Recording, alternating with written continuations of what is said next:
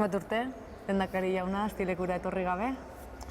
Bueno, hainbat, irakasle nintzanetik arrezkero ere izan egin nahi inoiz bueltan edo pasadan baino ez bada ere, baina hainbat, bai. Eta aldatuta ikusi duzu Guztiz ikastola? aldatuta.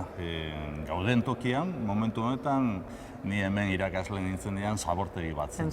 Pentsa, zabortegi batetik olako eraikuntza bat eta euskararen alderako. Eta horrek ere zer esan nahi badu. Zenbat urte ontzinean hemen? Bi ikasturte osorik. 84-86 bitartean, bi ikasturte egin dituen, gero oposaketatara aurkeztu nuen nire burua, eta gainditu eta gero sistema publikora jo nuen, baina bi ikasturte osorik. Eta gogoan daukazu ze ikasle zenituen, ze mailatan zeuden? Bai, eta gainera ez bakarrik gogoan, bere noten kuadernoak eta gordeta dauzkat. Gordeta, Bai, irakasle edo ikasle guztien zerrenda osorik daukat eta bere notak ere badauzkat.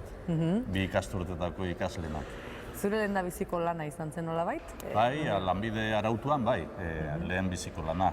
Ordura arte ere lana egiten nuen, baina ez zen lanbide arautuan, eta hau izan zen, Aztileku ikastola nire lehenbiziko lan araututako tokia. Eta oroitzapen hona dauzkazu, edo hezkuntzan ondo moldatzen zinen? Bai, bokaziozko kontua zen, eta da, eta oso ondo moldatzen nintzen. Behar bada momentu hartan, gainera, tresna berriak, metodologia, lantzen eta euskara ezkerraldean, baina batez ere aurrekin edo neskamutil koskorrekin, gazteekin, eta ez bakarrik hezkuntza ikastorduetan, baizik eta ikastorduetatik kanpo ere asko egoten nintzen neskamutilekin.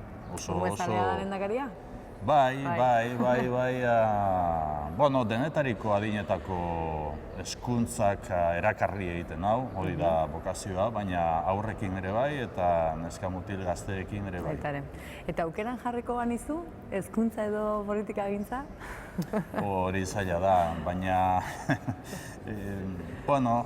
biak bat egin nahirik, azken batean politika egintzarena ere bokazio bat da, eta bata eta bestea da, pertsonei behirako zerein bat, eta pertsonak heldu egin ahal izateko edo gizarte hobe bat egin ahal izateko borondatea, asmoa edo konpromisoa agertu egin ahal izatea, ez?